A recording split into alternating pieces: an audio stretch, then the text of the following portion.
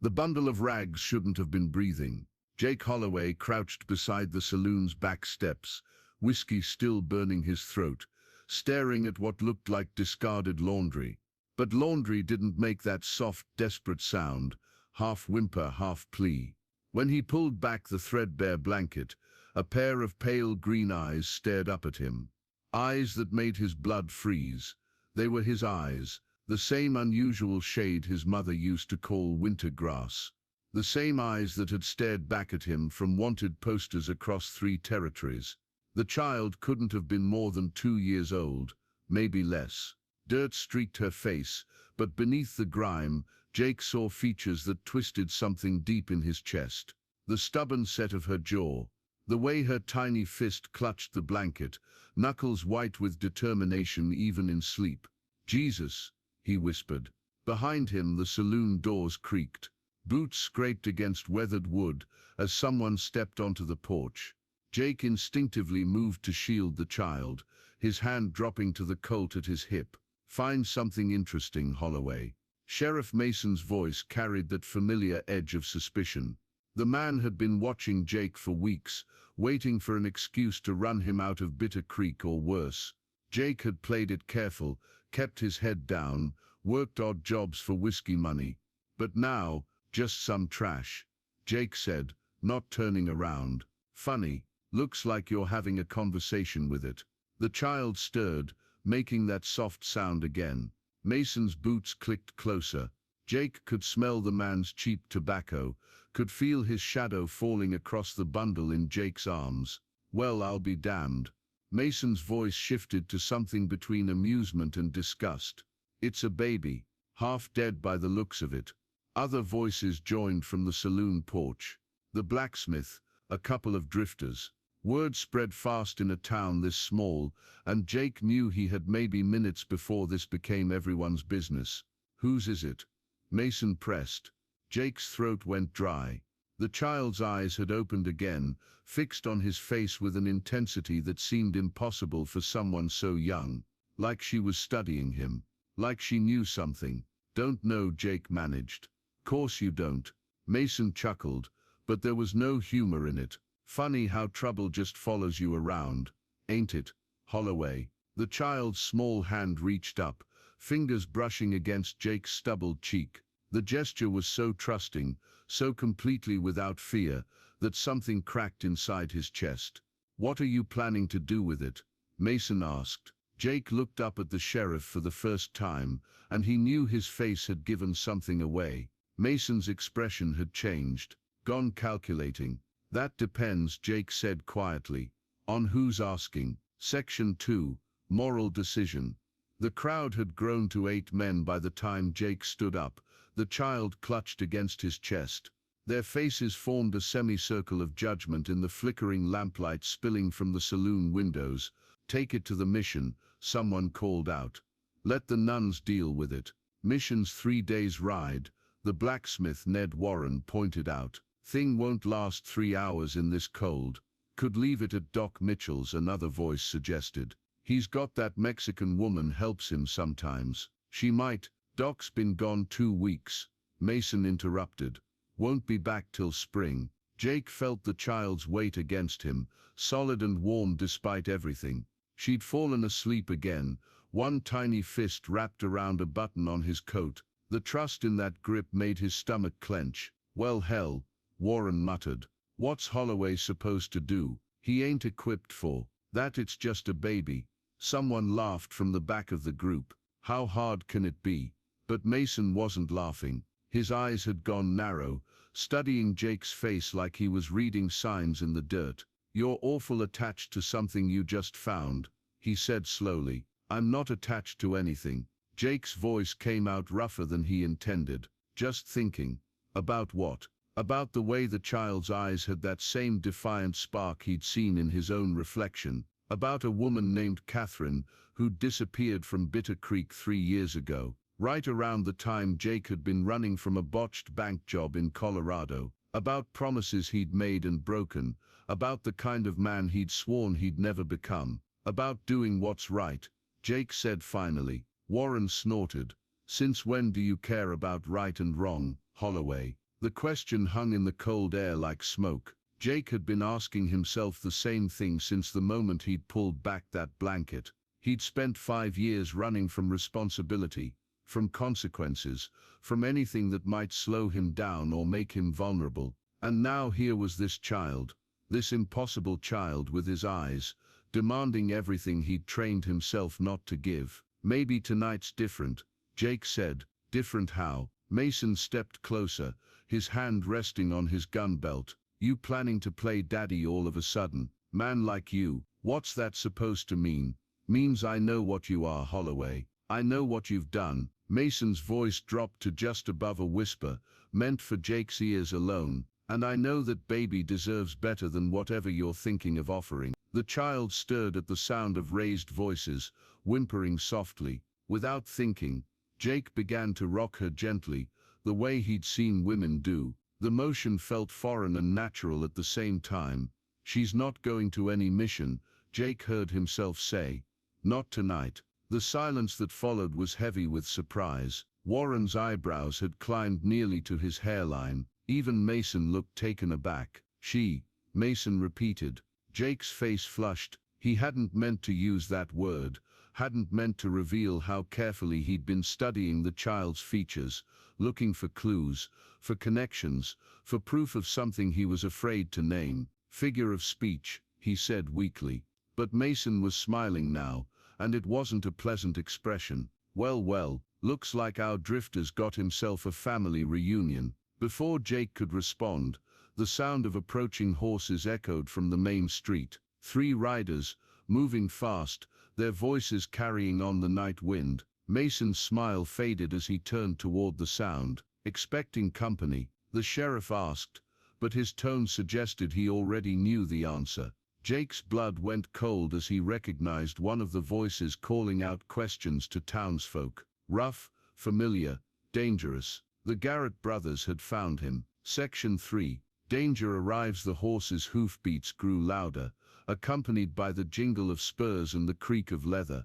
Jake pressed himself deeper into the shadows beside the saloon, the child unconsciously tightening her grip on his coat, as if sensing the shift in his tension. Jake Holloway. The voice cut through the night like a blade. Tommy Garrett's voice, just as mean as Jake remembered. We know you're here, you son of a bitch. Mason's hand moved to his gun, but his eyes never left Jake's face. Friends of yours?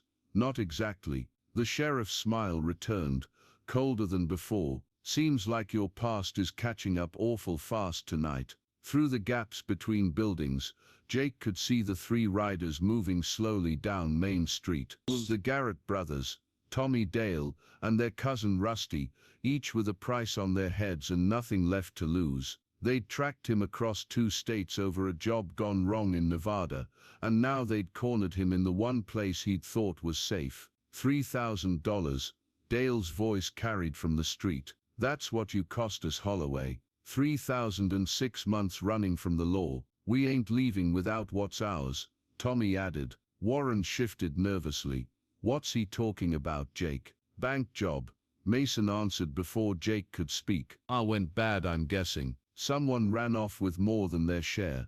Jake's jaw tightened. That wasn't how it had happened, but explaining the truth would take time he didn't have. The child in his arms made a soft sound, and he instinctively began rocking her again. You can't run with that baby, Mason observed quietly, and you can't fight 3 men while holding her. I know. So what's your play? Oh. Jake looked down at the child's sleeping face, at the way her features seemed to echo his own. He thought about Catherine, about the night she'd left town without explanation, about the timing that had nagged at him for 3 years. Oh. He thought about the promises he'd made to himself about becoming a different kind of man. Tommy Garrett, Mason called out suddenly, stepping away from the group. This is Sheriff Mason. State your business. The hoofbeats stopped. Jake could hear the men conferring in low voices, and he knew they were deciding whether to play it legal or make it bloody. Official business, Sheriff. Tommy's voice came back. We're looking for a man named Jake Holloway. Heard he was in your town. What's your interest in him? Oh, he's wanted for robbery in Nevada. We got papers. Mason glanced back at Jake. That true, papers might be legal, Jake said carefully, but I never stole anything from them.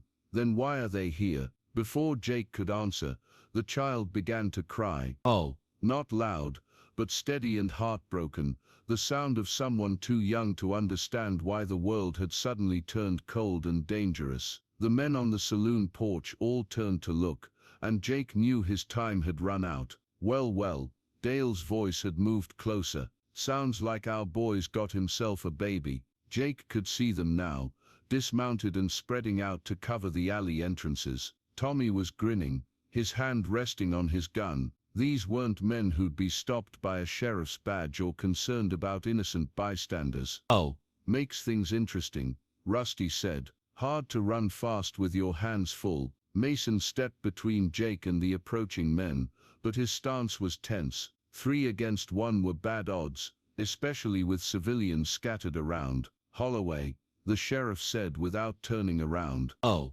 whatever choice you're about to make it fast. The child's crying had quieted to soft whimpers, but her eyes were open now, looking up at Jake with that same uncanny awareness, like she was waiting to see what kind of man he really was. I've got an idea, Jake said quietly. Oh, but you're not going to like it. I already don't like it, Mason replied. Tommy Garrett stepped into the lamplight, his face showing 3 years of hard living and harder anger. There you are, you bastard. Time to settle accounts. Oh. The child's tiny hand closed around Jake's finger, holding on tight. Section 4, Human Connection.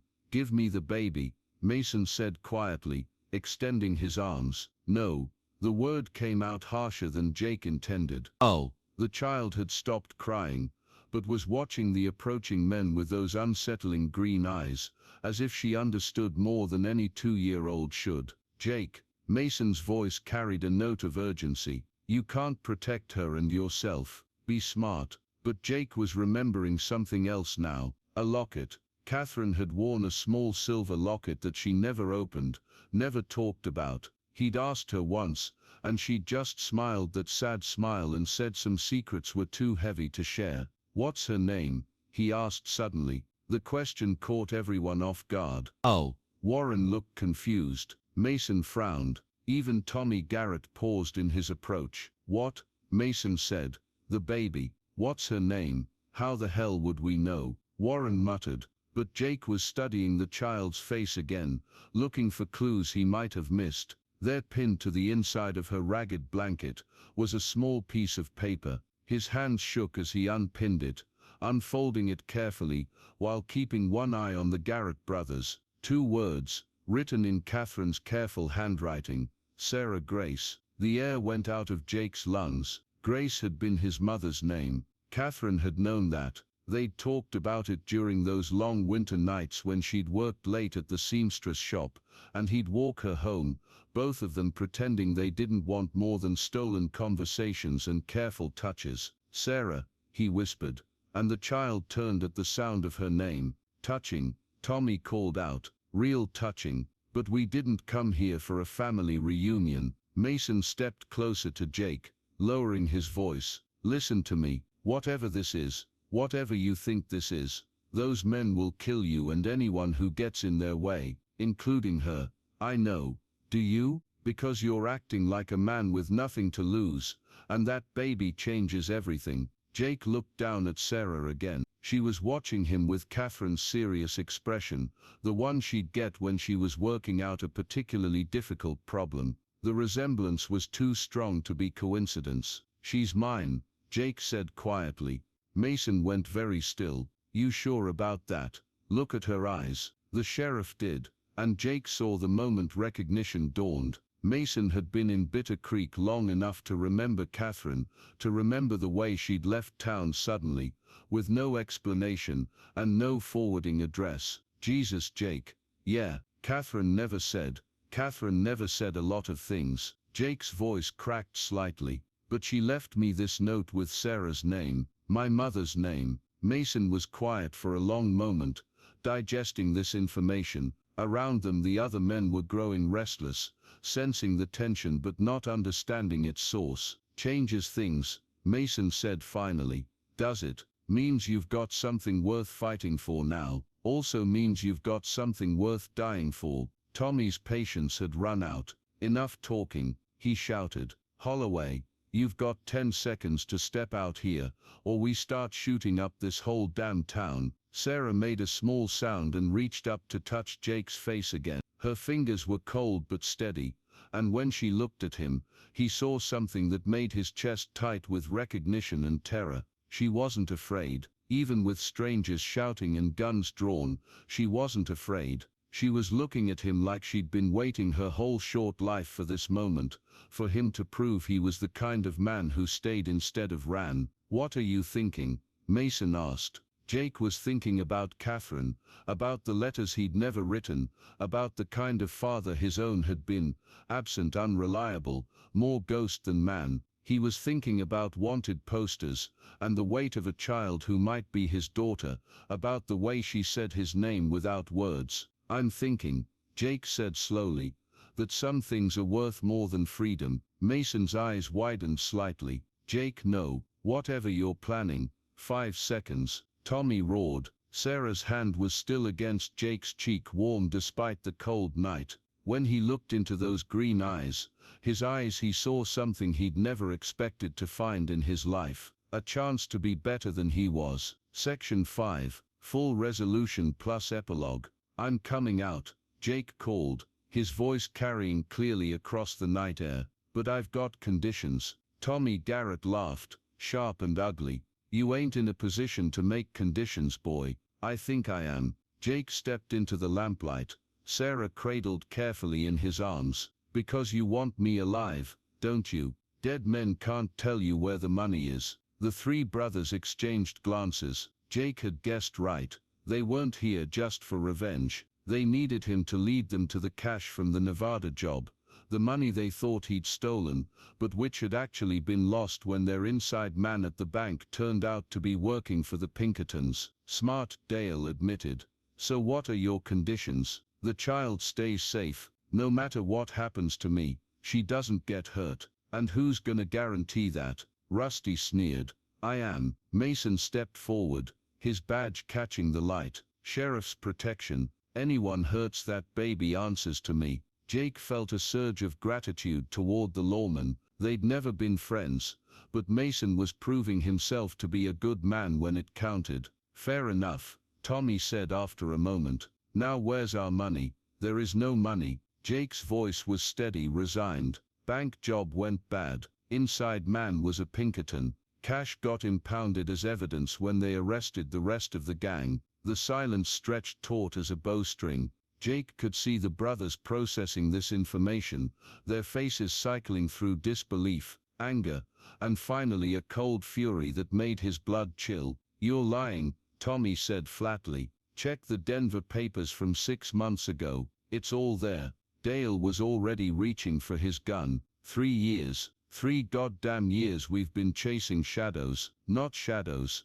Jake said quietly, looking down at Sarah. I found something worth more than money. Pretty words won't bring back what we lost. Tommy snarled. No, Jake agreed, but maybe this will. He reached slowly into his coat, telegraphing his movements so no one would think he was going for a weapon. From his inner pocket he pulled out a small leather pouch, his entire savings from 6 months of odd jobs in Bitter Creek. $300, he said, tossing it at Tommy's feet. It's all I have. Tommy kicked the pouch without looking at it. 300. We lost 3,000. Then I guess you'll have to decide if killing me is worth more than nothing at all. The standoff might have lasted forever, but Sarah chose that moment to wake fully. She looked around at the circle of tense faces, the drawn guns, the barely contained violence, and instead of crying, she laughed. A bright, delighted sound that seemed to transform the entire scene.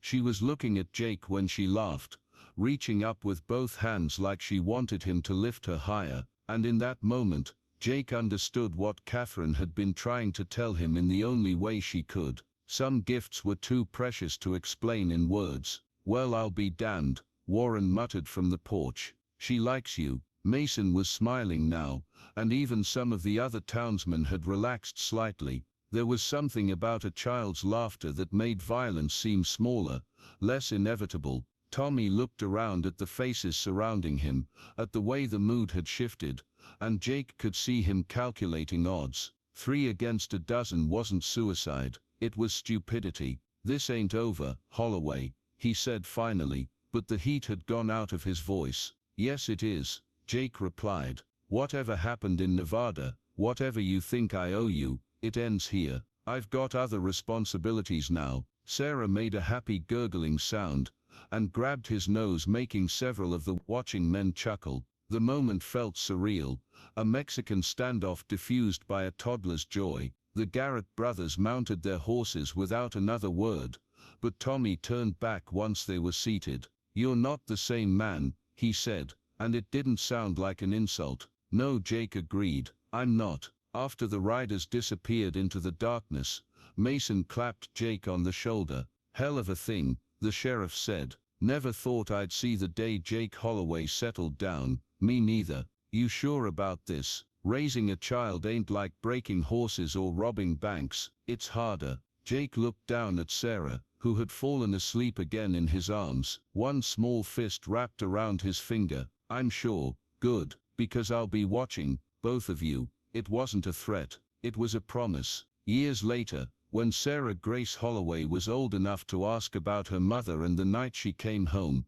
Jake would tell her the truth, about Catherine's courage, about choices that defined a person's worth, about how love sometimes arrived disguised as responsibility. But tonight he simply carried his daughter home through the quiet streets of Bitter Creek, her steady breathing against his chest the only sound in a world that had suddenly become worth defending. Behind them the saloon's lamplight faded into darkness, and ahead, morning waited with all its possibilities. In his pocket, Catherine's note crinkled softly with each step, 2 words that had changed everything. And in his arms, Sarah slept peacefully, her green eyes closed but her small hand still holding tight to the man who had finally learned that some treasures were worth more than freedom. The first snow of winter began to fall as they reached the boarding house, each flake catching the lamplight like scattered stars, covering their tracks with the promise of new beginnings.